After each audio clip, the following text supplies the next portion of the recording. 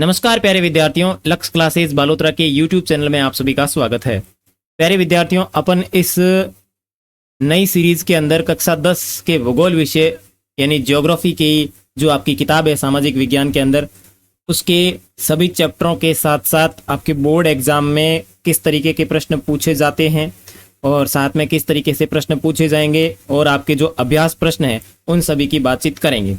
ठीक है, तो आज अपन आपके पहले चैप्टर की बातचीत शुरू करेंगे, जिसमें आपका पहला चैप्टर है संसाधन एवं विकास। ठीक है, साथ ही साथ आप इन क्लास के अंदर यानी इस क्लास में जो आपको नोट्स दिखेंगे, जिन नोट्स की अपन बातचीत करेंगे, उन नोट्स की पीडीएफ भी आप प्राप्त कर सकते हैं और उसकी पीडीएफ आपको मिलेगी लक्ष्य क्लासेस बालोतरा के टेलीग्राम चैनल के ऊपर। तो आप टेलीग्राम चैनल ज्वाइन जरूर कर लीजिएगा, जिसका लिंक नीचे कमेंट सेक्शन के अंदर दिया हुआ है, या फिर टेलीग्राम में जाकर के आप लक्ष्य क्लासेस बालोतरा लिखेंगे तो आपके सामने टेलीग्राम ओपन हो जाएगा, उसको ज्वाइन कर लीजिएगा। वहाँ पे आपकी सारी नोट्स की पीडीएफ अवेलेबल रहती है। चलिए तो अपन शुरू करते हैं। आपके पास में फ़ोन है तो आप आराम से ऐसी जगह बैठ जाइए जहाँ किसी भी प्रकार का आपको डिस्टरबेंस नहीं हो। आराम से बैठिए, किताब ले लीजिएगा और आज अपन सामान्य परिचय के अंदर देखेंगे आपकी जो पुस्तक जो है समकालीन विज्ञान और यानी सामाजिक विज्ञान में समकालीन भारत भाग 2 जो किताब है, इस तरीके की आपके पुस्तक बैग के अंदर होगी, उस बुक को आप बाहर निकाल लीजिएगा। ठीक है, और थोड़ी सी अगर मैं आपको इधर बताना चाहूँ तो आपकी सामाजिक विज्ञान की जो पुस्तकें हैं उसके अंदर एक तो इतिहास होगी, एक होगी आपकी भूगोल, एक होगी आपकी राजनीतिक और एक होगी आपकी अर्थशास्त्र। ठीक है ना, और इसके अलावा एक आपकी है राजस्थान अध्ययन। ये इतनी पुस्तकें आपके बैग में उपलब्ध होगी।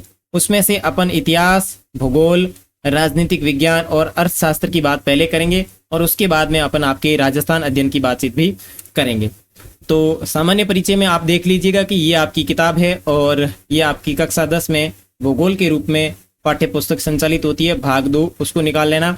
और इसके विषय जो आपके इनमें कौन कौन से अध्याय है, उन विषय सूची की अगर बात करें तो आपके इसमें टोटल 7 पार्ट है, जिसमें पहला पार्ट संसाधन है विकास, दूसरा वन्य एवं वन्य जीव संसाधन, तीसरा जल संसाधन, चौथा कृषि, पांचवा खनिज और विनिर्माण उद्योग और राष्ट्रीय अर्थव्यवस्था एवं जीवन रेखा। ठीक है, अब इसमें से जो कुछ चैप्टर है वो आपके कट चुके हैं या कुछ चीजें जो है वो कटी हुई है नई किताबों में, पुरानी किताबों में थोड़ी बहुत ज्यादा एक्स्ट्रा दी हुई है। तो अपन पुरानी किताबों और नई किताबों दोनों को मद्देनजर रखते हुए चलेंगे ताकि आपके किसी भी प्रकार की चीजें बीच में छूट नहीं जाए। ठीक है, और साथ ही साथ आपके पिछले बोर्ड प्रश्न जो आए हुए हैं, एग्जाम के जो बोर्ड एग्जाम हुए हैं पीछे 2023 से लेकर 2020 तक, उनमें प्रत्येक चैप्टर में से किस तरीके के प्रश्न पूछे गए हैं उनकी बातचीत भी करेंगे। तो आज अपन आपके पहले पार्ट की बात करेंगे जिसका नाम है संसाधन और विकास। इसके अंदर बात करें तो इसमें से टोटल 3 नंबर के प्रश्न पूछे जाएंगे, यानी 2 प्रश्न पूछे जाएंगे जिनका अंक भार जो होगा वो कितना होगा, 3 अंक के जो प्रश्न हैं इस पार्ट में से आने की संभावना है ब्लूप्रिंट के अकॉर्डिंग। तो अपने चैप्टर को करते हैं शुरू। आराम से किताब, कॉपी, पेन लेके बैठ जाइए। पहले तो इन चीजों को आराम से समझिए। अगर आप लिखना चाहें तो साथ साथ में लिख सकते हैं, अगर नहीं लिखना चाहें तो आराम से पहले समझें।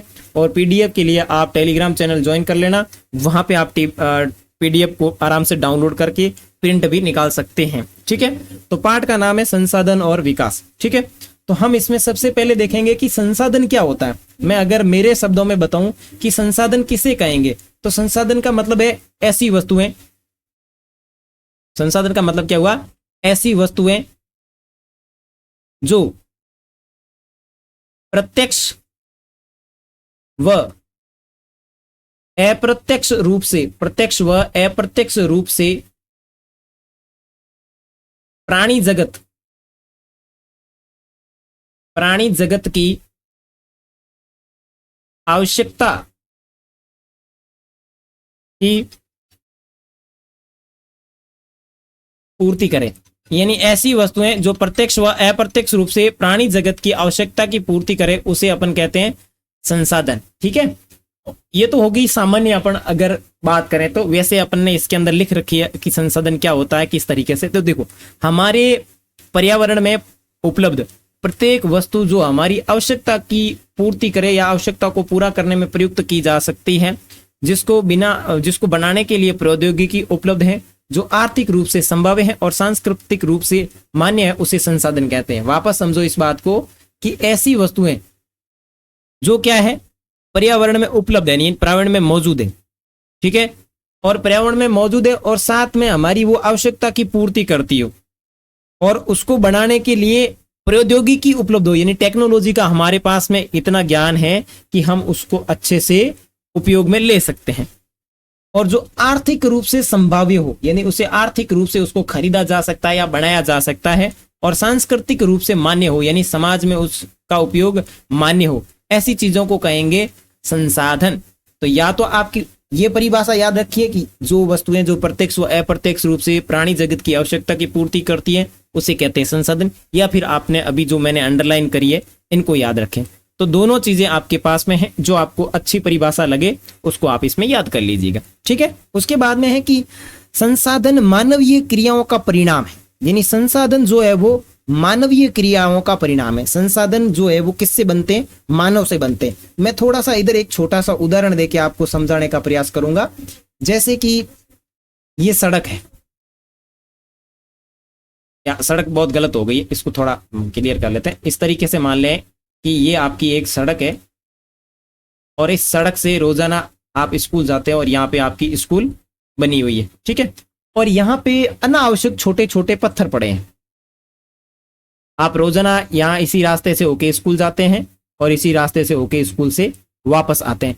एक दिन क्या हुआ, यहाँ पे बहुत सारे कुत्ते बैठे थे और वो कुत्ते आपके पीछे भागने की कोशिश करते हैं।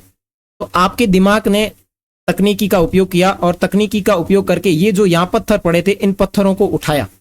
जैसे इन पत्थरों को उठाया, यानी इस पत्थरों ने इतने दिन ऐसे ही पड़े थे फालतू, उन पत्थरों ने आपकी कुत्ते से जान बचा डाली। यानी आपके लिए यह क्या काम कर रहे हैं, आपकी आवश्यकता की पूर्ति कर रहे हैं। पूर्ति कर रहे हैं कि नहीं करते, आपकी आवश्यकता की पूर्ति कर रहे हैं। तो कोई भी चीज है उसको संसाधन बनाने के लिए एक तो समय जरूरी है, एक स्थान जरूरी है और एक प्रौद्योगिकी जरूरी है, यानी टेक्नोलॉजी जरूरी है। ये तीनों चीजें मिलकर के एक किसी भी चीज को संसाधन बनाती है। जैसे कि यहाँ आपने ये लाइन देखी है कि संसाधन जो है वो मानवीय क्रियाओं का परिणाम है, यानी संसाधनों को बना कौन रहा है, मानव बना रहा है। जैसे कि मैं एक अगर यहाँ पे छोटा सा और उदाहरण देना चाहूं कि भाई जैसे मान लो यहाँ पे ये कोई देश है, ठीक है, इस देश में बहुत सारा सोना है, हीरे हैं, ठीक है, बहुत सारा खजाना पड़ा है, यूं मान लो कि धन पड़ा है बहुत ज्यादा, और यहाँ पे कोई भी लोग निवास नहीं कर रहे हैं। तो यहाँ इस देश के लिए ये सोना और खजाना इंपॉर्टेंट है या लोग इंपॉर्टेंट है? अपन ये सोचेंगे कि भाई सोना और खजाना इंपॉर्टेंट है। सोना और खजाना किसी राष्ट्र के लिए इंपॉर्टेंट नहीं है, क्योंकि उस राष्ट्र के लिए इंपॉर्टेंट वहां के लोग हैं। अगर लोग होंगे तो संसाधनों की खोज अपने आप कर लेंगे, ठीक है ना। किसी भी राष्ट्र के लिए हीरे जेवरात जो है वो महत्वपूर्ण चीजें नहीं है। किसी भी राष्ट्र के लिए सबसे महत्वपूर्ण चीज है वो है वहां के लोग, यानी वहां की जनसंख्या सबसे महत्वपूर्ण होती है, ठीक है। वापस आ जाओ इधर। अपन ने अभी तक ज्यादा कुछ नहीं देखा, केवल और केवल संसाधन की परिभाषा देखी है। संसाधन की परिभाषा का मतलब क्या है कि संसाधन किसे कहते हैं। तो इसमें आप दो परिभाषा याद रख सकते हैं कि ऐसी वस्तुएं जो प्रत्यक्ष व अप्रत्यक्ष रूप से प्राणी जगत की आवश्यकता की पूर्ति करे उसे संसाधन कहते हैं। दूसरी कि हमारे पर्यावरण में उपलब्ध वस्तुएं जो हमारी आवश्यकता की पूर्ति करती है, साथ ही उनको बनाने के लिए प्रौद्योगिकी उपलब्ध हो, आर्थिक रूप से संभाव्य हो और सांस्कृतिक रूप से मान्य हो, उसे कहते हैं संसाधन।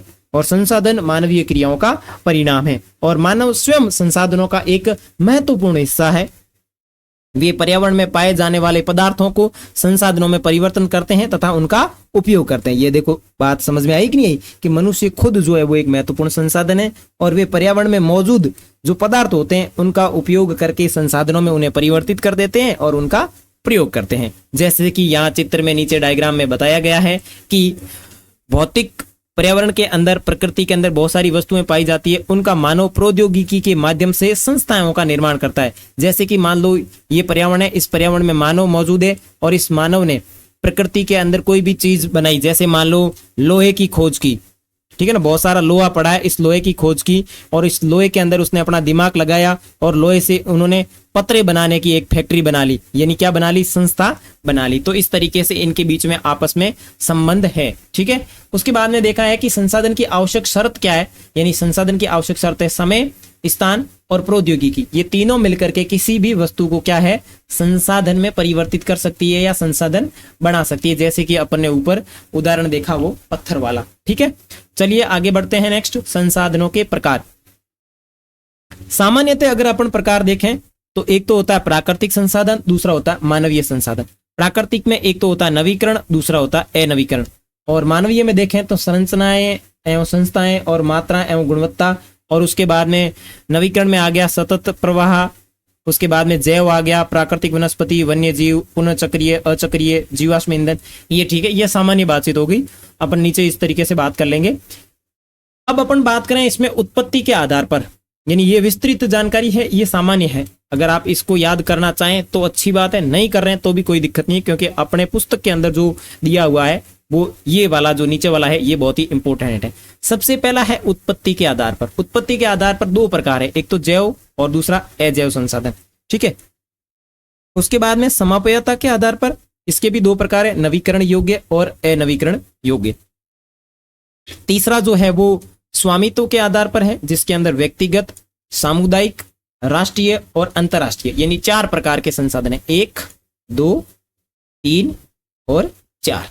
उसके बाद में विकास के आधार पर बात करें तो संभावी संसाधन, विकसित संसाधन, भंडार संसाधन और संचित कोष। इस तरीके से ये आपके इसमें चार प्रकार है। अब अपन प्रत्येक एक एक की जानकारी प्राप्त करते हैं कि उत्पत्ति के आधार पर क्या है, किस तरीके से।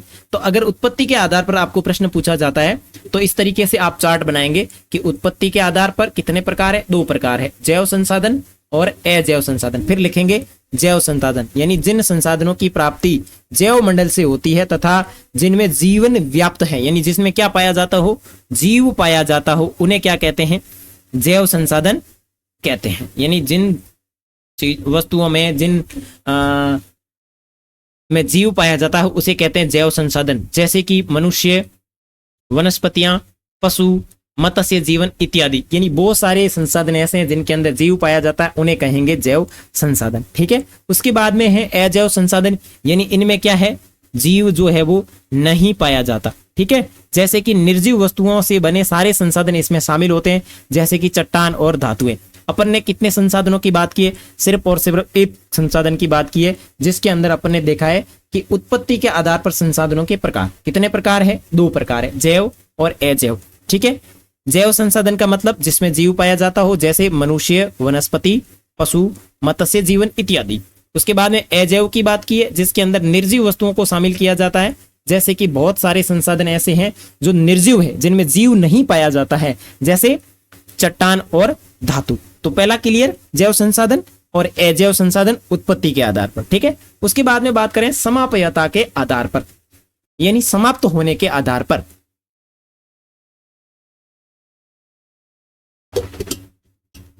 तो प्यारे बच्चों, समाप्त होने के आधार पर वापस इसी तरीके का आप चार्ट बनाएंगे। ठीक है, और ये इस तरीके से चार्ट बना लेना, जिसके अंदर एक तो होगा आपका नवीकरण संसाधन और दूसरा होगा अनवीकरण संसाधन। तो नवीकरण के अंदर देखो, नवीकरण संसाधन यानी वे संसाधन कैसे, यानी वे संसाधन जो भौतिक, रासायनिक या यांत्रिक प्रक्रियाओं के द्वारा नवीकृत या पुनः उत्पन्न किया जा सकता है। मेरी भाषा में इसको समझो, नवीकरण संसाधन वे संसाधन होते हैं जिन्हें वापस पुनः प्राप्त किया जा सकता है। यानी कोई भी वस्तु या कोई भी चीज या कोई भी संसाधन जिसको एक बार उपयोग लेने के बाद में अगर अपन उसे वापस पुनः प्राप्त कर सकते हैं, ऐसा मैं यहाँ के लिख सकता हूं, वापस पुनः प्राप्त कर सकते हैं। यानी ऐसी वस्तुएं जिन्हें अपन एक बार उपयोग करने के बाद में वापस अगर उसी अवस्था में उसको पुनः प्राप्त कर सकते हैं तो उसे कहेंगे नवीकरण योग्य संसाधन, जिसमें आप सौर ऊर्जा देख लीजिए, पवन ऊर्जा देख लीजिए, जल ऊर्जा देख लीजिए या फिर वन देख लीजिए। जैसे कि सौर ऊर्जा जो है एक बार अगर अपन ने उपयोग कर ली तो दूसरे दिन वैसे ही सूर्य उदय होगा तो उसको उसी रूप में पुनः प्राप्त किया जा सकता है, यानी सौर ऊर्जा को अपन वापस प्राप्त कर सकते हैं। उसके बाद में है पवन ऊर्जा, यानी पवन ऊर्जा, भाई दिन में हवा चलती है, रात में हवा बंद होगी तो क्या हुआ, दूसरे दिन वापस हवा चलेगी तो पवन ऊर्जा वापस बना भी सकते हैं ना। तो ये एक प्रकार से नवीकरण योग्य संसाधन है। उसके बाद में इसी का एक और भाग है जिसका नाम है समाप्यता के आधार पर अनवीकरण योग्य संसाधन, यानी वे संसाधन जो एक बार प्रयोग लेने के बाद में या उपयोग लेने के बाद में खत्म हो जाते हैं, यानी इन संसाधनों को बनने में हजारों लाखों साल लगते हैं, यानी इसको पुनः प्राप्त नहीं किया जा सकता, यानी इनको अपन पुनः प्राप्त नहीं कर सकते। ऐसे संसाधन जो होते हैं उसे कहते हैं अनवीकरण योग्य संसाधन। इसका क्या है, पुनः प्राप्त नहीं कर सकते, यानी इसे अपन वापस प्राप्त नहीं कर सकते हैं। जैसे कि तेल, कोयला। अब जैसे कोयला है, इस कोयले को अपन ने जलाया तो कोयले से क्या बन गई, राख बन गई। क्या इस राख से वापस कोयला प्राप्त किया जा सकता है, नहीं किया जा सकता ना। इसका मतलब यह है कि कोयला एक प्रकार से अनवीकरण योग्य संसाधन है। यानी अपन ने अभी जो बात की है वो दो चीजों की बात की है, समाप्यता के आधार पर वाली और दूसरी जो थी वो उत्पत्ति के आधार पर। तो मैं वापस यहाँ पे चार्ट बना के अगर बात करूं तो अपन ने पहली अभी किसकी बात की है, उत्पत्ति के आधार पर। उत्पत्ति के आधार पर कितने संसाधन है, दो। कौन कौन से, जैव और अजैव, ठीक है। दूसरे नंबर पे जो था वो था समाप्यता के आधार पर। इसमें भी दो प्रकार, एक तो था नवीकरण और दूसरा है अनवीकरण। अब आपको इन दोनों के अंदर एक एक उदाहरण याद भी रखना पड़ेगा। जैव यानी जिनमें जीव पाया जाता हो, अजैव जिनमें जीव नहीं पाया जाता हो, ठीक है। और फिर इनके अंदर उदाहरण याद रखना पड़ेंगे कि भाई ये जैव संसाधन है और ये अजैव संसाधन है। नवीकरण यानी जिसको नया बनाया जा सकता है, उसमें भी आप एक एक उदाहरण याद कर लीजिए या दो दो उदाहरण याद कर लीजिए। और नवीकरण यानी जिसको पुनः प्राप्त नहीं कर सकते, और इसमें भी दो दो उदाहरण याद कर लीजिए, जैसे कि कोयला और पेट्रोल, ठीक है। यहां तक कोई समस्या नहीं, ओके। चलिए फिर बढ़ते हैं आगे। तो समाप्यता के आधार पर दो प्रकार, नवीकरण और नवीकरण, क्लियर हो गए। अब आगे बढ़ते हैं स्वामित्व के आधार पर। स्वामित्व का मतलब होता है हक, या ऐसे कहें कि अधिकार, ऐसे कह सकते हैं अधिकार। अपन कहते हैं ये हमारी जमीन है, इसके ऊपर हमारा हक है या हमारा अधिकार है। तो इसके आधार पर संसाधनों के कितने प्रकार है, तो इसमें सबसे पहला जो प्रकार है वो है व्यक्तिगत संसाधन, यानी जिन संसाधनों का स्वामित्व निजी व्यक्तियों के हाथों में होता है उसे कहते हैं व्यक्तिगत संसाधन। यानी जो आपकी पर्सनल प्रॉपर्टी है, यानी भूखंड है, आपका घर है, आपका वाहन है, किसानों की खेती करने की जो भूमि है, या फिर अन्य संपत्ति जिसके ऊपर मालिक जो होते हैं वो एक व्यक्ति होता है, यानी निजी व्यक्तियों की भूमि होती है, उसे कहते हैं व्यक्तिगत संसाधन। कुल मिला के ऐसा देखा जाए कि आपके घर में जो भी जितना भी धन पड़ा है, जितनी भी संपत्ति पड़ी है, जितने भी गहने पड़े हैं, या आपके खुद के कपड़े हैं, या आपके खुद के पहनने की रिंग है, या आपके पहनने का जो भी वस्त्र है, वो सारी की सारी चीजें हैं जिनके ऊपर आपका खुद का अधिकार है, यानी निजी अधिकार है, उसे कहते हैं व्यक्तिगत संसाधन। समझ में आ गया। यानी ऐसे संसाधन जिसके ऊपर व्यक्ति विशेष का अधिकार होता हो। किसका अधिकार होता हो, व्यक्ति विशेष का अधिकार होता हो, उसे कहते हैं आपके व्यक्तिगत संसाधन। इसके अंदर आप उदाहरण लिख सकते हैं, भूखंड, घर, वाहन, किसानों का खेत, संपत्ति, निजी संपत्ति, जितने भी प्लॉट वगैरह पड़े हैं ना, वो सारे के सारे आपके हैं, यानी वो कैसे संसाधन है, व्यक्तिगत संसाधन है। उसके बाद में स्वामित्व के अंदर ही आपका दूसरा जो प्रकार है उसका नाम है सामुदायिक संसाधन। कैसे संसाधन, सामुदायिक स्वामित्व वाले संसाधन, यानी जिन संसाधनों का स्वामित्व समुदाय के सभी सदस्यों के पास में होता है या उनको उपलब्ध होता है, वे सामुदायिक स्वामित्व वाले संसाधन कहलाते हैं।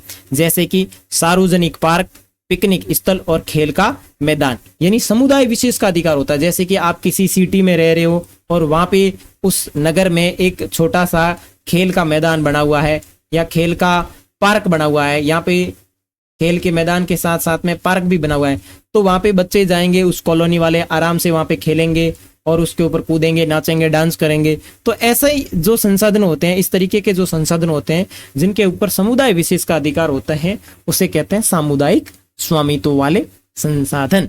ठीक है, चलिए आगे बढ़ते हैं, आगे देखते हैं राष्ट्रीय संसाधन, यानी स्वामित्व के अंदर ही अपन देख रहे हैं जिनकी बात कर रहे हैं, उसके अंदर है राष्ट्रीय संसाधन।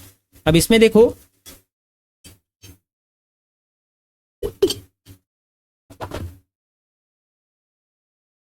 इसमें क्या है कि देश में पाए जाने वाले सारे संसाधन तकनीकी तौर पर राष्ट्रीय संसाधन कहलाते हैं, यानी जिसमें जैसे कि भारत है और भारत में जितने भी संसाधन हैं वो एक प्रकार के राष्ट्रीय संसाधन हैं, जैसे कि सड़कें, नहरें, रेल लाइन, खनिज, नदियां, वन, ये सारे के सारे क्या है, राष्ट्रीय संसाधन है। देश की सरकार को कानूनी अधिकार है कि वह व्यक्तिगत संसाधनों को भी आम जनता के हित में अधिग्रहित कर सकती है, यानी देश की जो सरकार है उसके पास में ये कानून है कि आम जनता के हित में अधिग्रहित कर सकती है। कुछ ऐसे संसाधन हैं जो व्यक्तिगत है और लेकिन वहां पे आवश्यकता पड़ती है कि इन संसाधनों को आम जनता के लिए भी अधिग्रहित करना चाहें तो वो सरकार कर सकती है। और सारे खनिज पदार्थ, जल संसाधन, वन, वन्य जीव, सारी भूमि और 12 समुद्री मील किलोमीटर तक महासागरीय क्षेत्र, इसमें पाए जाने वाले संसाधन राष्ट्र की संपदा है। ठीक है,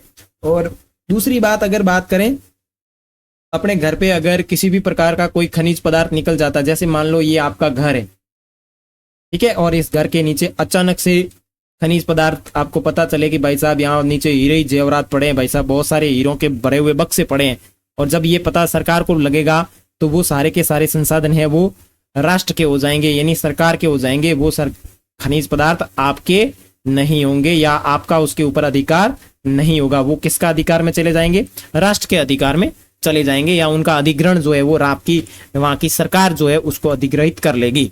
ठीक है, और उसके बाद में समुद्र के अंदर 12 मील यानी 22.2 किलोमीटर तक अपना जितना भी संसाधनीय क्षेत्र है वो आपके राष्ट्रीय क्षेत्र के अंतर्गत आएगा। जैसे कि मैं अगर आपको बात या मैप बना के बताऊं कि ये इस तरीके से भारत का नीचे से मैप दिखता है, ठीक है, इस तरीके यहाँ पे आपकी है बंगाल की खाड़ी, ठीक है ना, यहाँ पे जो है वो आपकी बंगाल की खाड़ी है, बंगाल की खाड़ी है, यहाँ अरब सागर है, और सॉरी यहाँ आपका हिंद महासागर है, हिंद महासागर है, और इस तरफ जो है वो आपका अरब सागर है। ठीक है ना, अब यहां से अगर देखें तो इस इलाके से ये तो हो गया तटीय क्षेत्र यानी पानी के किनारे वाला क्षेत्र, इससे इस तरफ 22 किलोमीटर 22.2 किलोमीटर तक जितने भी अधिकार वाले जो संसाधन आएंगे वो सारे के सारे कैसे संसाधन है, राष्ट्रीय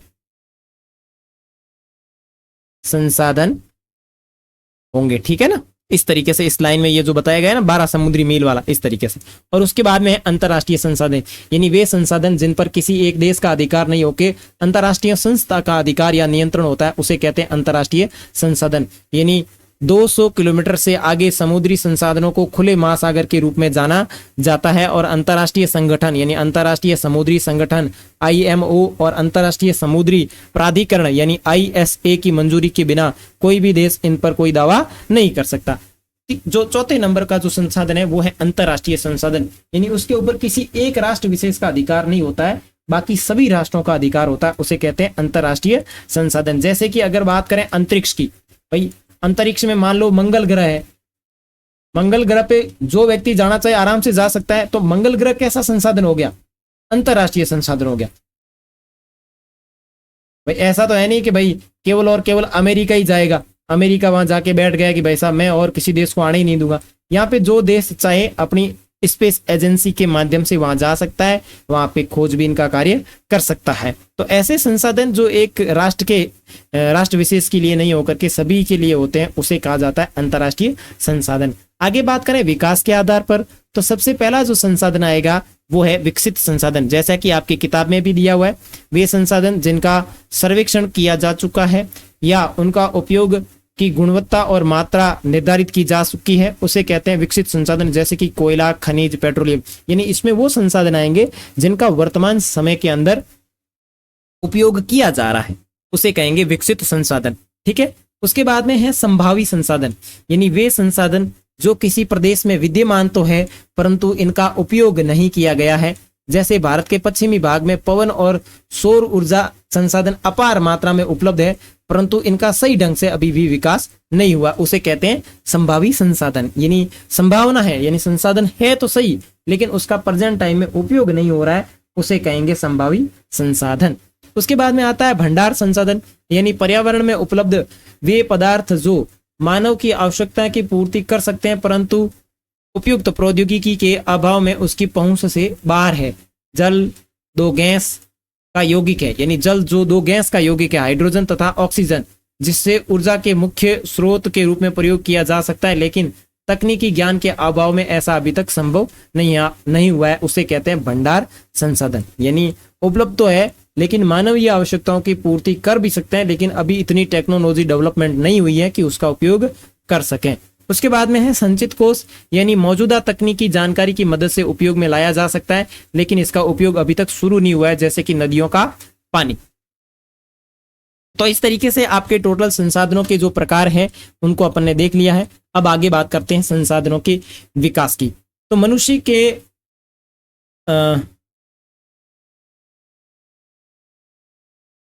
के जीवन यापन के लिए संसाधन अति आवश्यक है और जीवन की गुणवत्ता बनाए रखने के लिए भी महत्वपूर्ण है, ठीक है। लेकिन मानव ने इनका अंधाधुंध तरीके से उपयोग किया है, यानी शोषण किया है, जिसकी वजह से कई सारी समस्याएं पैदा हो गई है, जैसे कि संसाधनों का ह्रास, यानी संसाधनों का खत्म होना, या संसाधनों में कमी।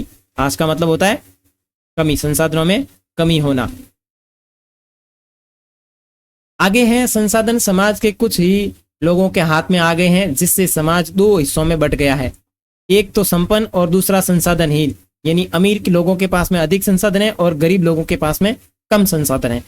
वैश्विक परिस्थिति की संकट पैदा हो गया है, जिसे भूमंडलीय ताप, ओजोन परत अवक्षय, पर्यावरण प्रदूषण और भूमि निम्नीकरण जैसी घटनाएं इसमें घटित होती है।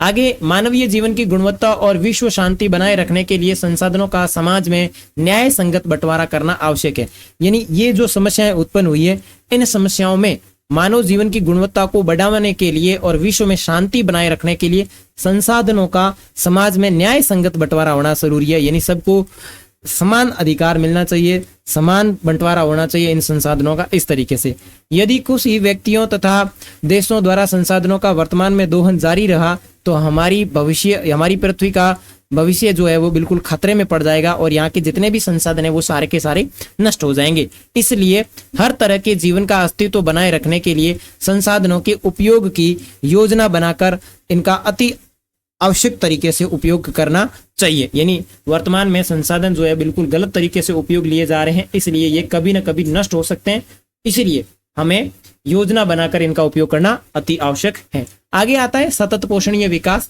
तो इसमें देखते हैं कि सतत पोषणीय विकास क्या है, यानी ऐसा आर्थिक विकास जो पर्यावरण को बिना नुकसान पहुंचाए और भविष्य की पीढ़ियों की आवश्यकता की अवहेलना न करे, या फिर ऐसे कह सकते हैं कि वर्तमान समय की आवश्यकताओं को पूर्ति करते हुए भविष्य के लिए संसाधनों को बचा के रखें। ऐसा विकास जो है वो आपका सतत पोषणीय विकास कहलाता है, ठीक है।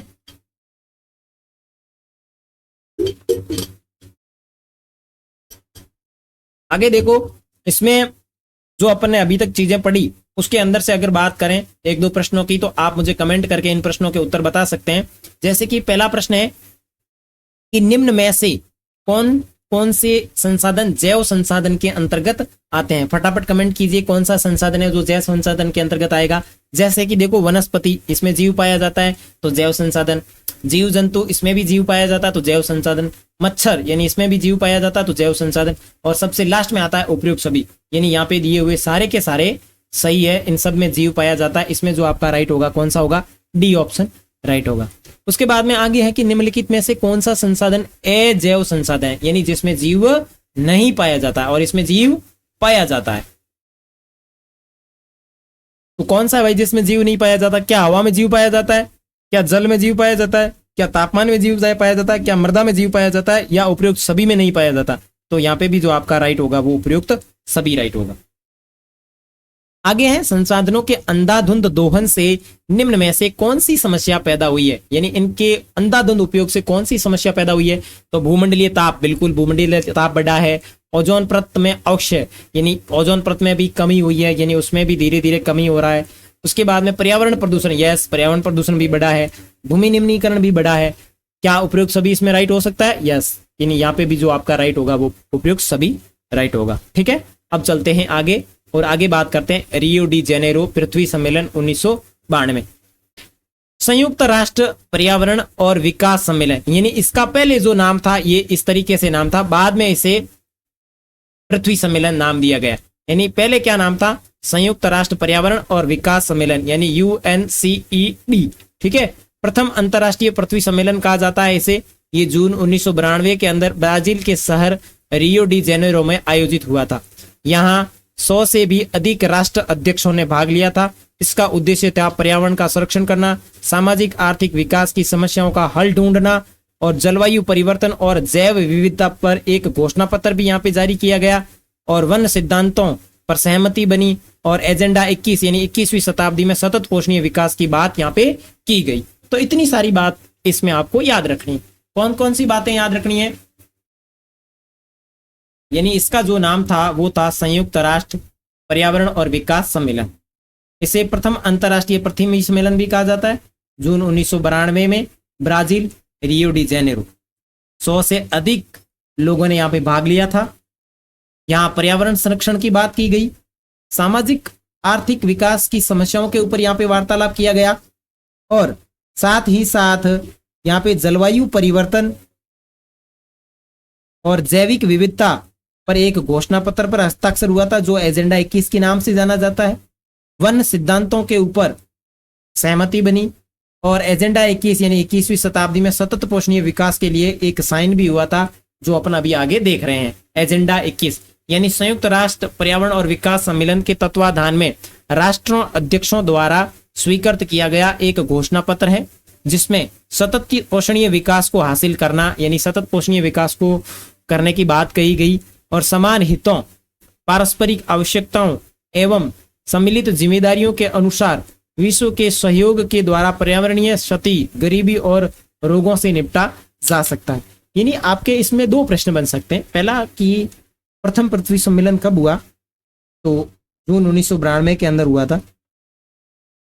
इसके अंदर 100 से अधिक देशों के राष्ट्राध्यक्ष थे, उन्होंने भाग लिया था। पर्यावरण संरक्षण संबंधित कानून बने थे। सामाजिक आर्थिक विकास की इसमें जो समस्या है उनको निपटाने के लिए बात की गई। ठीक है, और यहाँ पे सभी लोगों के द्वारा एक हस्ताक्षर किया गया यानी एक घोषणा पत्र जारी किया गया जिसे कहते हैं एजेंडा 21। और एजेंडा 21 में सतत पोषणीय विकास की बात की गई कि सब लोग मिलकर के अपन सतत पोषणीय विकास करेंगे और राष्ट्रों के अंदर जो पर्यावरणीय क्षति हुई है या जो गरीबी है या जिस तरीके से पर्यावरण को नुकसान पहुंचाया जा रहा है उसको अपन कंट्रोल करेंगे। ऐसी चीजें जो है वो आपके एजेंडा 21 के अंदर कही गई। आगे है संसाधन नियोजन। अपन आपकी किताब के अंदर जो बिंदु दिए गए हैं उनके अकॉर्डिंग यानी टॉपिक टू टॉपिक चल रहे हैं ताकि आपके किसी प्रकार की कोई कंफ्यूजन वाली स्थिति पैदा नहीं हो। एक बार आप इन नोट्स को पढ़ लीजिएगा और उसके बाद में आपकी किताब में जो टॉपिक दिए गए हैं, जो बिंदु दिए गए हैं यानी जो पाठ दिया गया उसको एक बार आप पढ़ लेंगे तो आपके सारे तथ्य, आपके सारे कॉन्सेप्ट क्लियर हो जाएंगे। उसके बाद में भी अगर कोई चीज आपको समझ में नहीं आती है तो नीचे कमेंट सेक्शन आपको पड़ा है, आप आराम से उसमें चीजें मुझे पूछ सकते हैं जो अपन अगली क्लास में अच्छे से उसको एक्सप्लेन करके समझ लेंगे। ठीक है, अब आगे देखो संसाधन नियोजन। यानी संसाधन नियोजन का क्या मतलब है? संसाधनों का विवेकपूर्ण उपयोग किए लिए नियोजन एक सर्वमान्य रणनीति है। यानी जो संसाधन अपन बिना दिमाग के उपयोग करके जिस तरीके से पिछले कई सालों से उपयोग किया है उससे संसाधन नष्ट हो गए हैं, तो वर्तमान समय में संसाधनों का नियोजन होना जरूरी है। तो संसाधनों के विवेकपूर्ण उपयोग के लिए संसाधन नियोजन एक सर्वमान्य रणनीति है। भारत जैसे देश में जहां संसाधनों की उपलब्धता में बहुत अधिक विविधता है और यह भी महत्वपूर्ण है, यहाँ ऐसे प्रदेश भी हैं जहां एक तरह के संसाधनों की प्रचुरता है परंतु दूसरे तरह के संसाधनों की कमी है। कुछ ऐसे पदार्थ या कुछ ऐसे प्रदेश भी हैं जो संसाधनों की उपलब्धता के संदर्भ में आत्मनिर्भर हैं। कुछ ऐसे भी हैं जहां महत्वपूर्ण संसाधनों की अत्यधिक कमी है, जैसे झारखंड, मध्य प्रदेश और छत्तीसगढ़ आदि प्रांतों में खनिज और कोयले के प्रचुर भंडार है। तो आपको ध्यान रखना है कि कोयले के प्रचुर मात्रा में राजस्थान अपने भारत में कहाँ कहाँ है कोयले के भंडार? तो झारखंड के अंदर है, मध्य प्रदेश के अंदर है और छत्तीसगढ़ के अंदर कोयले के जो है वो काफी मात्रा में प्रचुर भंडार पाए गए।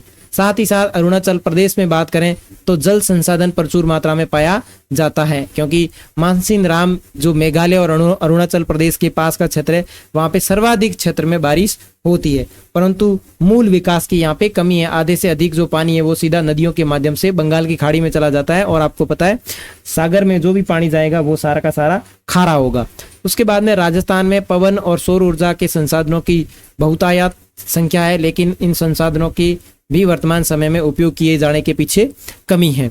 और साथ ही साथ लद्दाख का शीत मरुस्थल एक सांस्कृतिक विरासत का धनी है, परंतु यहाँ भी जल आधारभूत अवसंरचना तथा कुछ महत्वपूर्ण खनिजों की कमी है। इसलिए राष्ट्रीय, प्रांतीय और प्रादेशिक स्थानीय स्तर पर संतुलित संसाधनों का नियोजन करने की आवश्यकता है। ठीक है ना। तो आप यहाँ पे इस टॉपिक में क्या समझे कि संसाधन नियोजन का मतलब क्या है। संसाधन नियोजन का मतलब है कि संसाधनों का विवेकपूर्ण तरीके से उपयोग करना। और भारत में बहुत सारे संसाधन उपलब्ध है, लेकिन भिन्न भिन्न क्षेत्रों में अलग अलग है। ऐसा नहीं है कि पूरे राज्यों में एक ही प्रकार के संसाधन मिलते हैं, नहीं, सभी राज्यों में भिन्न भिन्न प्रकार के संसाधन मिलते हैं।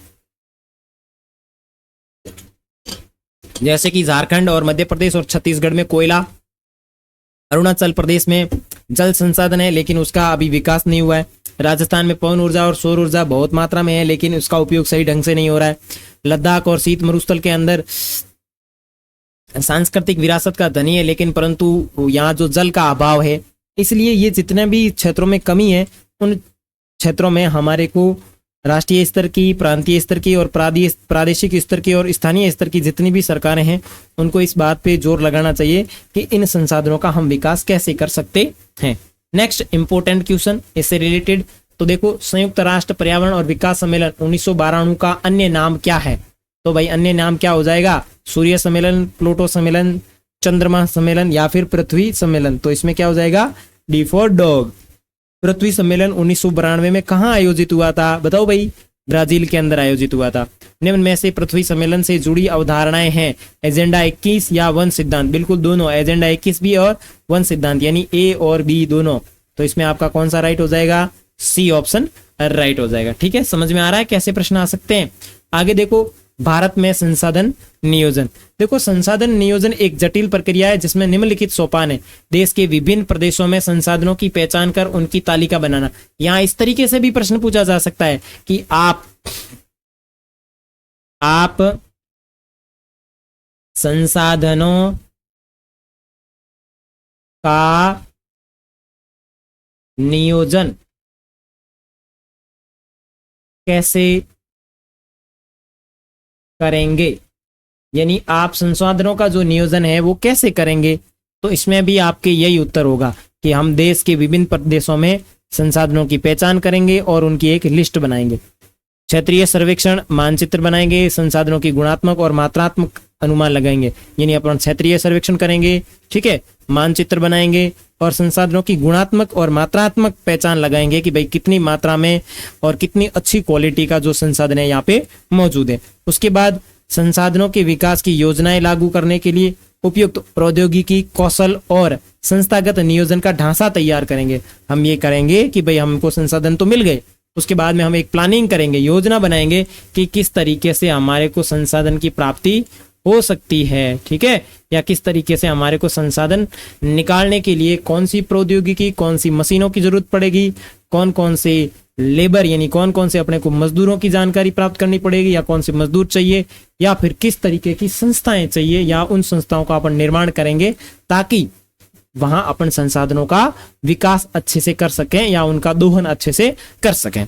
ठीक है, उसके बाद में संसाधनों के विकास योजना और राष्ट्रीय विकास योजना में समन्वय स्थापित करेंगे। किसी क्षेत्र के विकास के लिए संसाधनों की उपलब्ध होना एक आवश्यक शर्त है, परंतु प्रौद्योगिकी और संस्थाओं में परिवर्तनों के अभाव में मात्र संसाधनों की उपलब्धता से ही विकास संभव नहीं है। ऐसा नहीं है कि आपके पास में प्रौद्योगिकी और संस्थाओं में परिवर्तनों के अभाव में संसाधनों की उपलब्धता से ही विकास संभव है, नहीं, वहां पे अच्छी टेक्नोलॉजी भी होनी बहुत जरूरी है।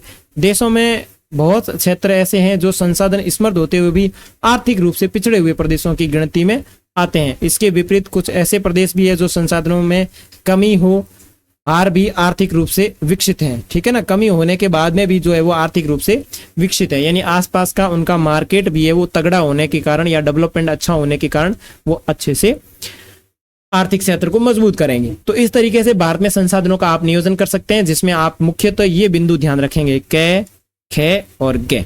ठीक है, आगे संसाधनों का संरक्षण।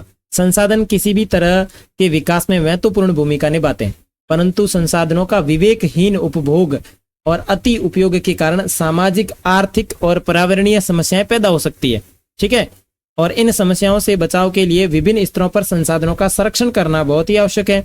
भूतकाल से ही संसाधनों का संरक्षण बहुत से नेताओं और चिंतकों के लिए चिंता का विषय बना हुआ है। जैसे कि महात्मा गांधी जी ने कहा है कि संरक्षण अपनी चिंता, महात्मा गांधी जी ने संसाधनों के संरक्षण पर अपनी चिंता इन शब्दों में व्यक्त की है कि हमारे पास हर व्यक्ति की आवश्यकता की पूर्ति के लिए तो बहुत कुछ है, लेकिन लालच की संतुष्टि के लिए नहीं है। महात्मा गांधी जी ने कहा है कि पर्यावरण वर्तमान समय में नष्ट हो रहे हैं, लेकिन इसके संदर्भ में हमारे पास हर व्यक्ति की आवश्यकता की पूर्ति के लिए तो बहुत कुछ है, लेकिन किसी व्यक्ति की लालच की संतुष्टि के लिए नहीं है। भाई आपको पेड़ पौधे काटने में लालच इतना बढ़ गया है कि भाई सब आप काटे ही जा रहे हो, तो आपकी लालच की संतुष्टि के लिए हमारे पास कुछ नहीं है।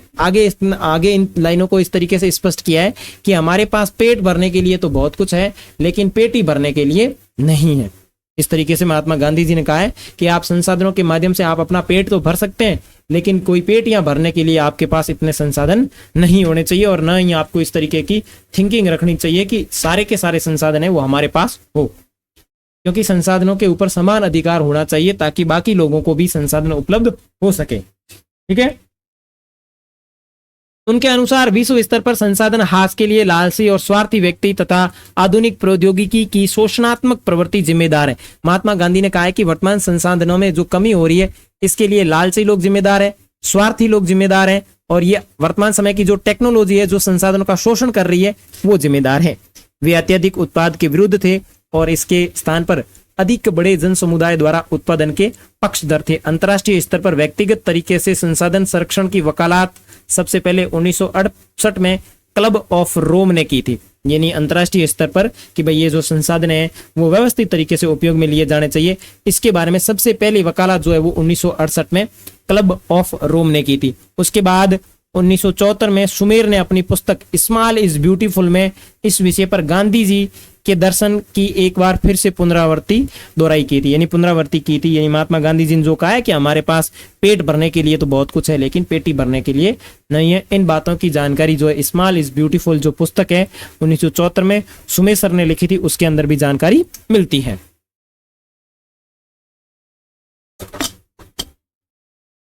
उसके बाद में 1987 में ब्रुंडलैंड आयोग की रिपोर्ट जारी हुई थी। उसके अंदर वैश्विक स्तर पर संसाधनों के संरक्षण में मूलाधार योगदान दिया गया।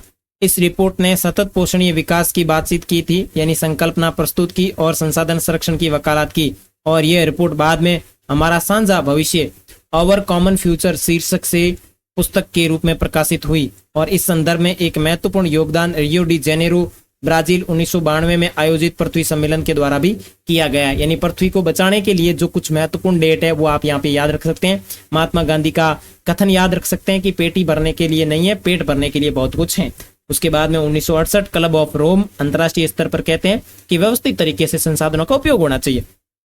उसके बाद सुमेर सर 1974 में अपनी पुस्तक के अंदर लिखते हैं, स्मॉल इज ब्यूटीफुल में लिखते हैं कि भाई साहब महात्मा गांधी जी ने जो बात कही थी वो बिल्कुल सही है। और 1987 में ब्रुंडलैंड आयोग जो है वो भी वैश्विक स्तर पर संसाधनों के संरक्षण की बात करता है, और उसने सतत पोषणीय विकास के ऊपर बहुत ज्यादा बल दिया, और इन्होंने एक रिपोर्ट जारी की जिसका नाम था हमारा साझा भविष्य, यानी आवर कॉमन फ्यूचर।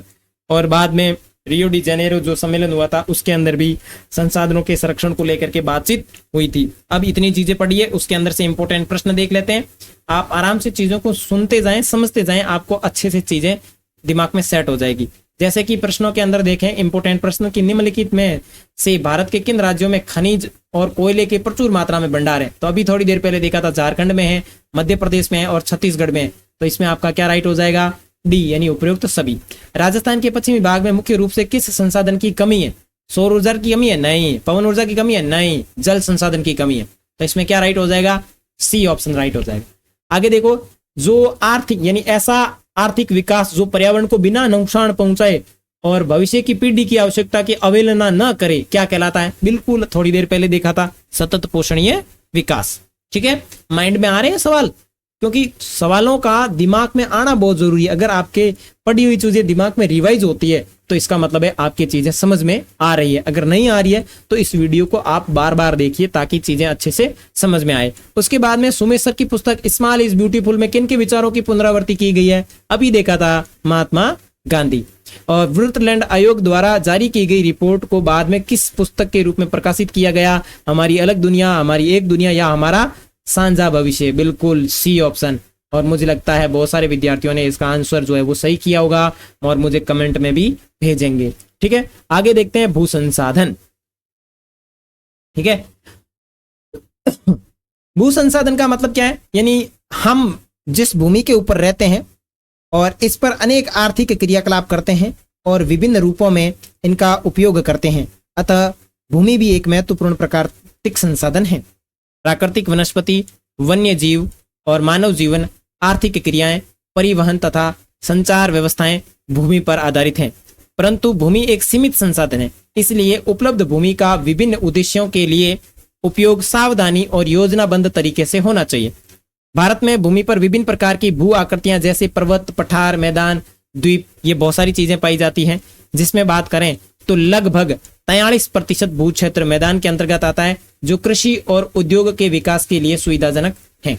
ठीक है, और पर्वत पूरे भू क्षेत्र के लगभग 30% भाग पर विस्तृत हैं, जो कुछ बारहमासी नदियों के प्रवाह को सुनिश्चित करता है, पर्यटन के विकास के लिए अनुकूल परिस्थिति प्रदान करता है और पारिस्थितिकी के लिए महत्वपूर्ण स्थिति प्रदान करता है। और देश के लगभग कुल क्षेत्रफल के अंदर बात करें तो 27% जो हिस्सा है वो आपके पठारी क्षेत्र के अंतर्गत आता है, जिसमें खनिज, जीवाश्म और ईंधन और वनों के अपार संचय कोष है। यानी इस तरीके से अपन मान लेते हैं भारत का ये टोटल क्षेत्रफल है 32,87,263। इसके अंदर बात करें तो लगभग आपका 43% जो है वो आपका मैदान है। ठीक है, और यहां अगर बात करें 27% की तो 27% जो है वो आपका पठारी क्षेत्र है। ठीक है, और यहां अगर बात करें 30% की तो 30% जो है वो आपका पर्वतीय क्षेत्र है, यानी पर्वत है। ठीक है भाई, चलिए आगे बढ़ते हैं। उसके बाद में भू उपयोग, यानी भारत में भूमि का उपयोग किस किस तरीके से होता है? भू उपयोग के अंदर भू संसाधनों का उपयोग निम्नलिखित तरीके से है। सबसे पहला वन, दूसरा है कृषि के लिए अनुपलब्ध भूमि जिसमें बंजर तथा कृषि अयोग्य भूमि आती है। गैर कृषि प्रयोजनों में लाई गई भूमि जिसमें इमारत, सड़कें और उद्योग ये शामिल होते हैं। अन्य कृषि यानी अयोग्य भूमि के अंदर बात करें तो स्थायी चारागाह, अन्य गोचर भूमि, विविध वृक्ष, फसल, उपवन अधीन भूमि जो शुद्ध बोए गए क्षेत्र में शामिल नहीं है। उसके बाद में कृषि योग्य बंजर भूमि, जहां 5 साल से अधिक कोई कार्य खेती कार्य नहीं हो रहा है उसे कहते हैं कृषि योग्य बंजर भूमि। उसके बाद में प्रतिभूमि यानी वर्तमान प्रतिभूमि वह भूमि होती है जहां पर 1 वर्ष के भीतर किसी भी प्रकार का कोई कार्य नहीं किया जाता, उसे कहते हैं वर्तमान प्रतिभूमि। शुद्ध बोया गया क्षेत्र क्या होता है? यानी वह भूमि जिस पर फसलें उगाई व काटी जाती है उसे कहते हैं शुद्ध निवल बोया गया क्षेत्र। ठीक है, और एक कृषि वर्ष में एक बार से अधिक बोए गए क्षेत्र को शुद्ध निवल बोए गए क्षेत्र में जोड़ दिया जाए तो वो कहता है सकल कृषित क्षेत्र। ठीक है ना, तो वर्तमान प्रतिभूमि जहां पर 1 वर्ष के भीतर किसी भी प्रकार का कोई कार्य खेती कार्य नहीं होता वो होती है वर्तमान प्रतिभूमि। शुद्ध बोया गया क्षेत्र क्या होता है? यानी वह भूमि जिसके ऊपर फसल बोई जाती है और काटी जाती है उसे कहते हैं शुद्ध बोया गया क्षेत्र। और सकल कृषित क्षेत्र क्या होता है? यानी कृषि वर्ष में एक बार से अधिक बोए गए क्षेत्र को अगर उसमें जोड़ दिया जाए तो वो हो जाएगा आप सकल कृषित क्षेत्र। उसके बाद में भारत में भू उपयोग प्रारूप की बात करें तो भू उपयोग को निर्धारित करने वाले तत्व, सबसे पहला भौतिक कारक, भू आकृति, जलवायु, मृदा, मानवीय कारक, जनसंख्या, घनत्व, ये सारी की सारी चीजें। और भारत का कुल भौगोलिक क्षेत्र 32.8 लाख वर्ग किलोमीटर है, यानी 32,87,263 वर्ग किलोमीटर ये भारत का क्षेत्रफल है। ठीक है ना, और परंतु इसके 93% भाग के ही भू उपयोग के आंकड़े उपलब्ध है, क्योंकि पूर्वोत्तर प्रांतों में असम को छोड़कर अन्य प्रांतों के सूचित क्षेत्रों के बारे में जानकारी उपलब्ध नहीं है। इसके अलावा जम्मू कश्मीर और पाकिस्तान और चीन के अधिकृत क्षेत्रों में भूमि का उपयोग का सर्वेक्षण अभी भी नहीं हुआ है। यानी कुछ एक हिस्सा है जो अभी जम्मू कश्मीर वाला पाकिस्तान के पास में है, ऊपर कुछ चीन को दे दिया गया है, तो उसका सर्वेक्षण अभी अपने भारत में शामिल नहीं है। उसके बाद में भारत के कुल सूचित क्षेत्रों में लगभग 54% हिस्से पर खेती हो जाती है। पंजाब में 80% भूमि पर खेती कार्य किया जाता है, परंतु अरुणाचल प्रदेश, मिजोरम, मणिपुर और अंडमान निकोबार द्वीप समूह में केवल 10% भाग पर ही क्षेत्र बोया जाता है। अब जितनी चीजें पढ़ी है उनसे रिलेटेड अगर प्रश्नों की बात करें तो देखो, वर्तमान प्रतिभूमि क्या है? भूमि जहां 4 वर्ष नहीं, भूमि जहां 3 वर्ष से कम कोई खेती नहीं हो, भूमि जहां 2 वर्ष से कम खेती नहीं हो, बिल्कुल डी ऑप्शन राइट। यानी भूमि जहां 1 वर्ष या उससे कम समय में किसी प्रकार का खेती कार्य नहीं हुआ हो, उसे क्या कहेंगे? वर्तमान प्रतिभूमि कहेंगे। ठीक है। उसके बाद में कृषि योग्य बंजर भूमि किसे कहते हैं? कृषि योग्य बंजर भूमि किसे कहते हैं? तो बताओ, कृषि योग्य बंजर भूमि उसे कहते हैं जहां 5 वर्ष या उससे अधिक वर्षों में किसी भी प्रकार का कोई खेती कार्य नहीं होता है, तो उसे क्या कहेंगे? कृषि योग्य बंजर भूमि कहेंगे। उसके बाद में आगे प्रश्न है कि 1 वर्ष में एक बार से अधिक बोए गए क्षेत्र को शुद्ध बोए गए क्षेत्र में जोड़ दिया जाता है, तो उसे क्या कहेंगे? सकल कृषित क्षेत्र कहेंगे। तो चीजें समझने के लिए आपको थोड़ा सा जागरूक होके बैठना पड़ेगा, जिज्ञासु होके बैठना पड़ेगा, तभी आप चीजें अच्छे से समझ पाएंगे। नेक्स्ट, भूमि निम्नीकरण और संरक्षण का उपाय। मैं भी पी लेता हूं पानी, आप भी पी लीजिए पानी।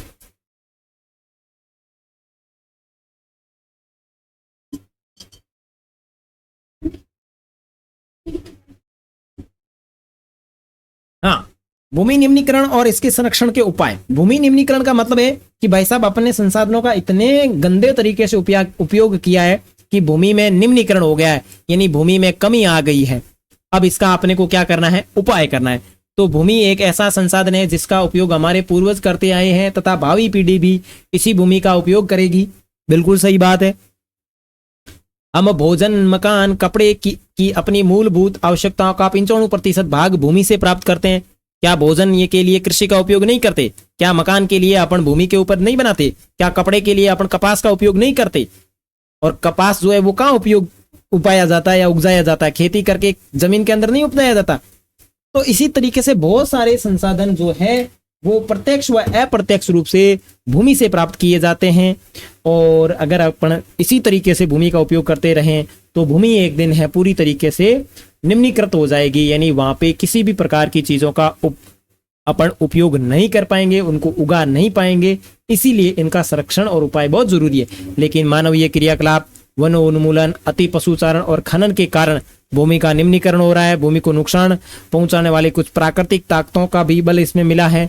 खनन के उपरांत खदानों वाले स्थानों को गहरी खाइयों और मलबे के साथ खुला छोड़ दिया जाता है और भूमि का निम्नीकरण का कारण बढ़ जाता है। जैसे कि झारखंड, छत्तीसगढ़ और मध्य प्रदेश और उड़ीसा, यहाँ पे सबसे ज्यादा खनन कार्य किया जाता है, कोयला निकाला जाता है और कोयला निकालने के बाद में इनको बिल्कुल ऐसे ही खुला छोड़ दिया जाता है, जो कि एक प्रकार से भूमि का निम्नीकरण है।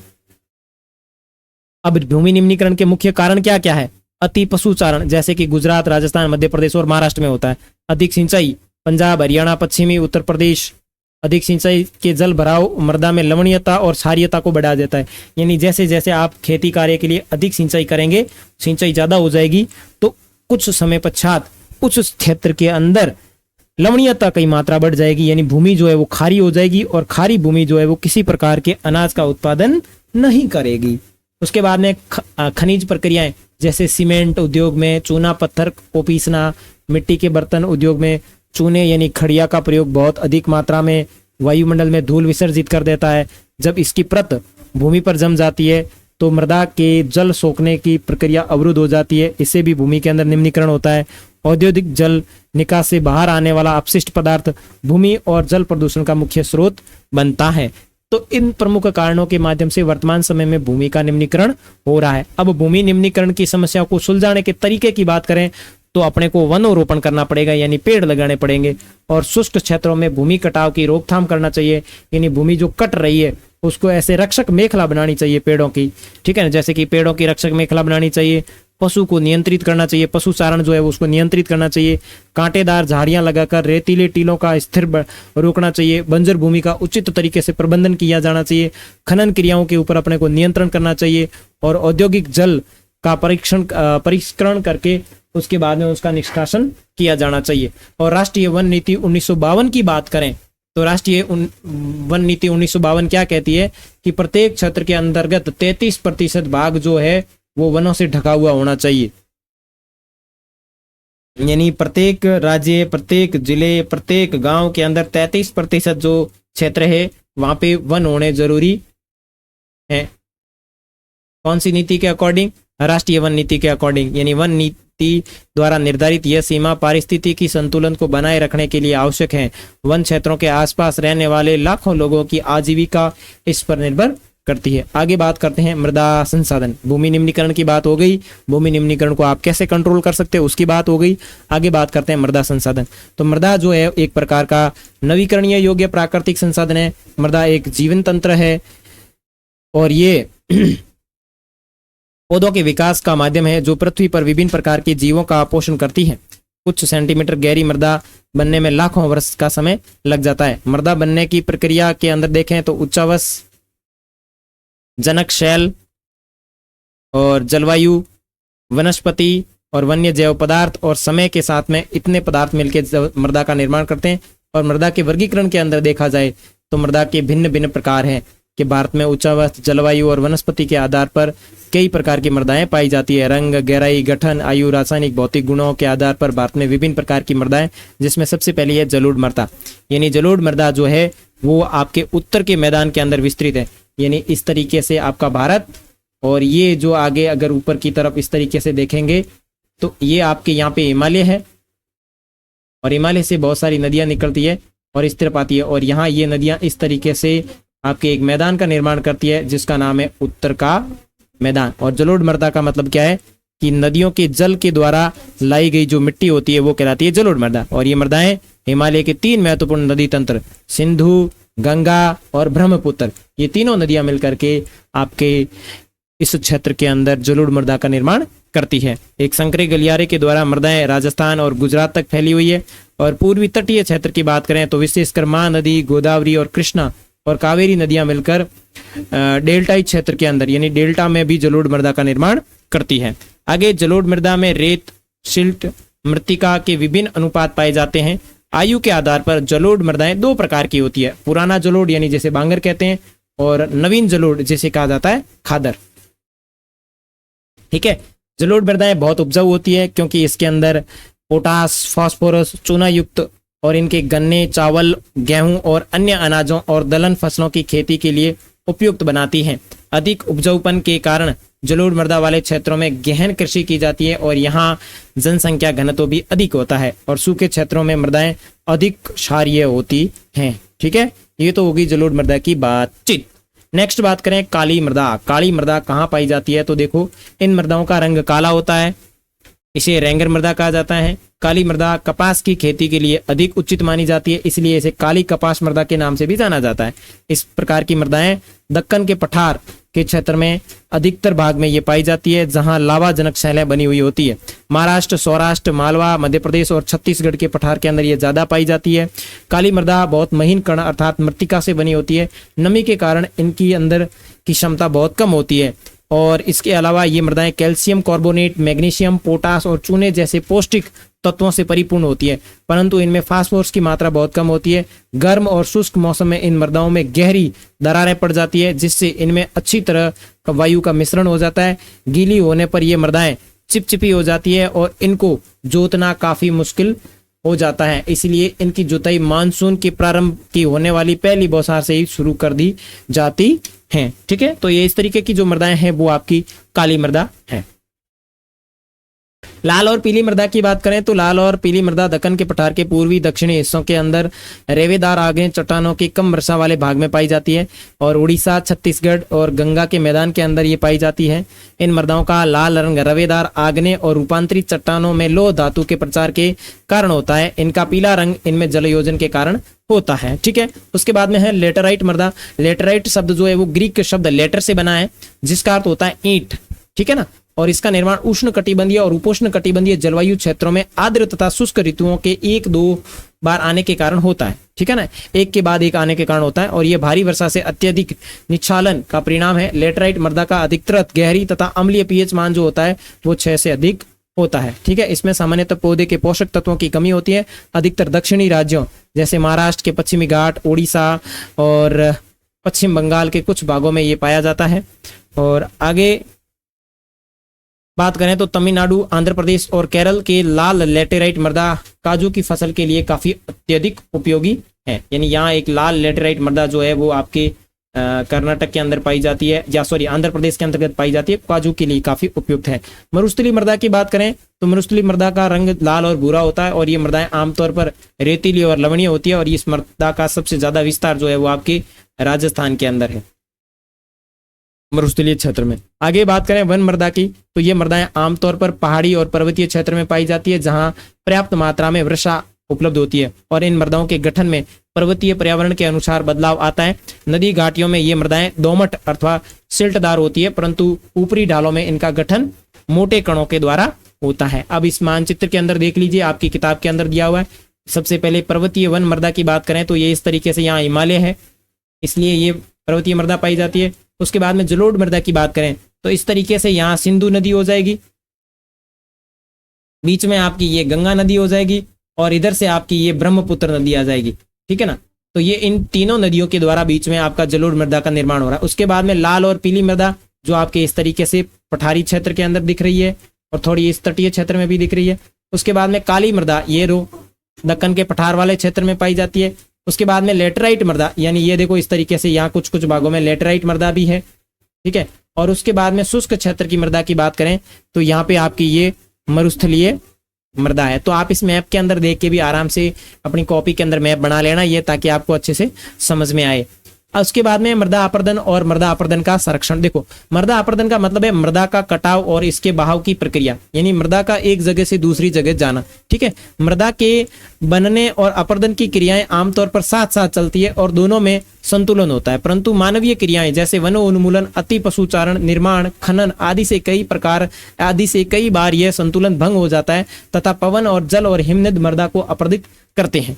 थोड़ा अगर मैं इस तरीके से साइड में अगर आपको समझना चाहूं, मैंने कहा मृदा अपर्दन, मृदा अपर्दन का मतलब है मिट्टी का एक जगह से दूसरी जगह जाना, यानी ये मिट्टी है वो यहाँ इस तरीके से चली जाती है, उड़ करके यहाँ जमा हो जाती है। अब ये किन कारणों से जाती है? एक तो जाती है हवा के माध्यम से, और दूसरी जाती है पानी के माध्यम से। हवा के माध्यम से कैसे कि आंधियां चलती है ना, आंधी चलती है बहुत ज्यादा, हवा चलती है बहुत तेज, आंधियां चलती है बहुत तेज, तो बहुत तेज आंधी की वजह से मिट्टी के कण एक स्थान से उड़ करके दूसरे स्थान पर चले जाते हैं, तो मृदा अपर्दन हो गया। क्योंकि अपन ने बीच में से पेड़ सारे के सारे काट दिया, अगर पेड़ लगा के रखे हैं तो मृदा इनके बीच में अटक जाएगी और दूसरी जगह नहीं जाएगी। उसके बाद में पानी में क्या होगा, जैसे कि बहुत अत्यधिक तेज बारिश हुई और यहाँ से पानी का बहाव निकला और इस तरीके से बहता हुआ जाएगा, तो अपने साथ में यहाँ की मृदा को ले जा करके इस तरीके से यहाँ इस तरीके को जमा देगा।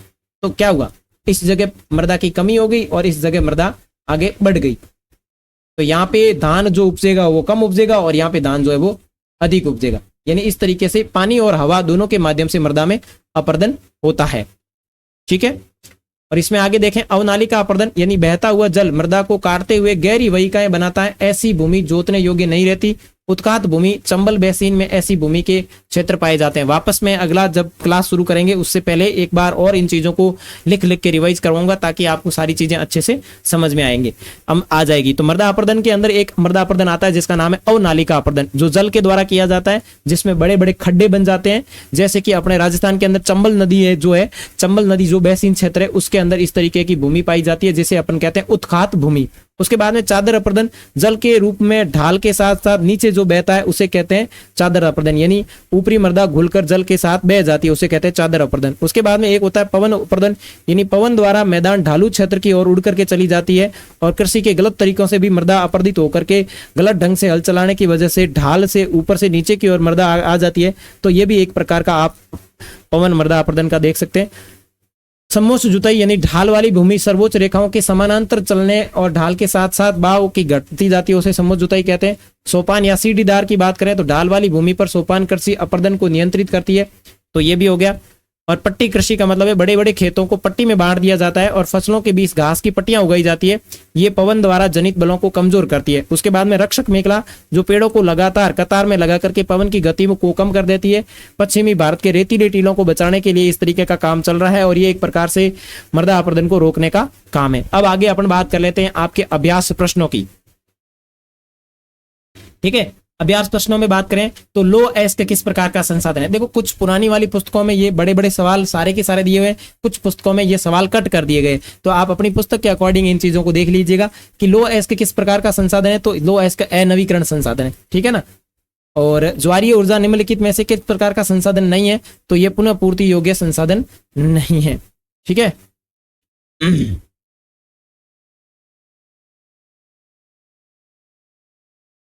ठीक है, आगे पंजाब में भूमि निम्नीकरण का निम्नलिखित में से मुख्य कारण क्या है?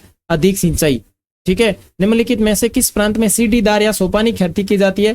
तो ये उत्तराखंड में की जाती है। और इसमें से किस राज्य में काली मृदा मुख्य रूप से पाई जाती है? तो महाराष्ट्र के अंदर पाई जाती है। आगे उन 3 राज्यों के नाम बताइए जहां पे काली मृदा पाई जाती है। तो कहां पे पाई जाती है काली मृदा? महाराष्ट्र, मध्य प्रदेश और छत्तीसगढ़ में पाई जाती है। और काली मृदा मुख्य रूप से कपास के लिए उपयोगी है और इसे रेंगूर मिट्टी भी कहा जाता है। ठीक है, तो अपन ने नोट्स के अंदर ये चीजें देखी थी।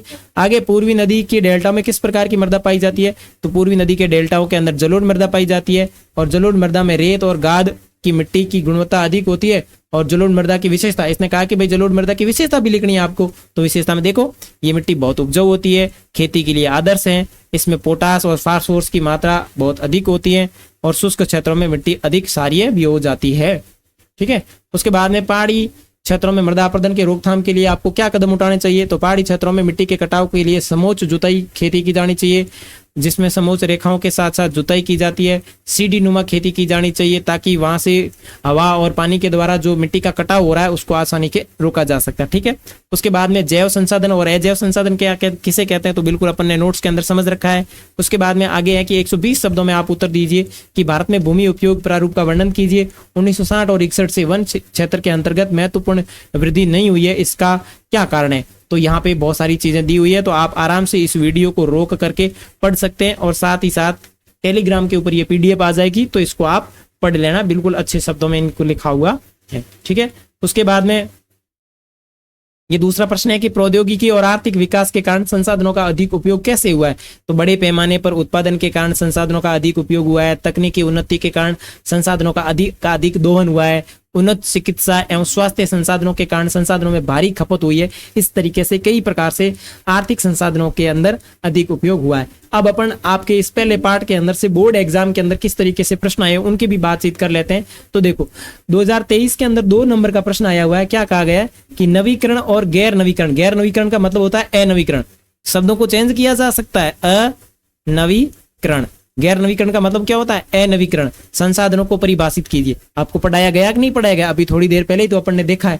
उसके बाद में यदि आपको संसाधन नियोजन करना है तो आप कौन कौन से सोपानों का उपयोग करेंगे? बिल्कुल आपको अभी थोड़ी देर पहले ही शुरुआत के अंदर मैंने बताया था कि भारत में संसाधन नियोजन, वही उसी के अंदर ही था कि आप संशोधनों का नियोजन किस तरीके से करेंगे। तो देखो, एक तो 3 नंबर का सवाल आया है और एक 2 नंबर का सवाल आया है।